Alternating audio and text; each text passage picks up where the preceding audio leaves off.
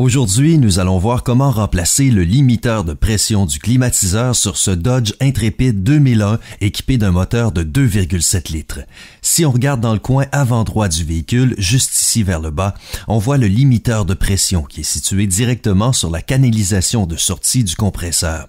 Ce limiteur de pression est défectueux et ne permet pas au compresseur de manœuvrer. Nous allons donc procéder à son remplacement. Ce modèle particulier comprend un connecteur à queue de cochon neuf. Lorsqu'un connecteur à queue de cochon est fourni avec une pièce, mieux vaut l'installer systématiquement. On va donc couper les fils à quelques pouces du vieux connecteur pour les raccorder par épissure au nouveau connecteur après avoir remplacé le capteur. Avec la plupart de ces limiteurs de pression, il n'est pas nécessaire de décharger le système de climatisation.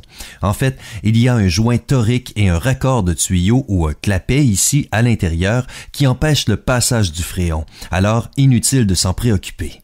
Maintenant, rapprochons-nous un peu et voyons comment remplacer le composant. Pour ce limiteur de pression particulier, tout ce qu'il faut, c'est une clé à fourche de 14 mm pour le desserrer. C'est aussi simple que cela. On insère la main ici pour libérer l'ergot sur le faisceau de câble. Voyons ce que ça donne vu de côté. Il suffit d'insérer la main ici pour retirer délicatement le limiteur de pression. Maintenant que le vieux limiteur est enlevé, on doit retirer le vieux joint torique d'origine. Comme le limiteur neuf est doté d'un joint torique neuf, on l'installe sur le limiteur neuf en le roulant doucement en place.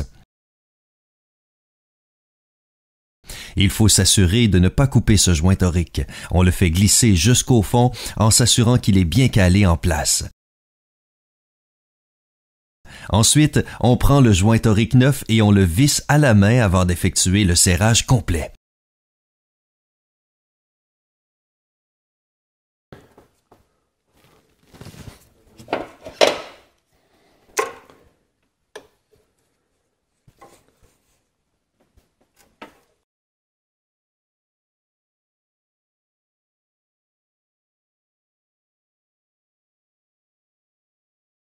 Évidemment, on doit maintenant procéder au raccordement des fils avant d'installer le nouveau connecteur directement sur le capteur.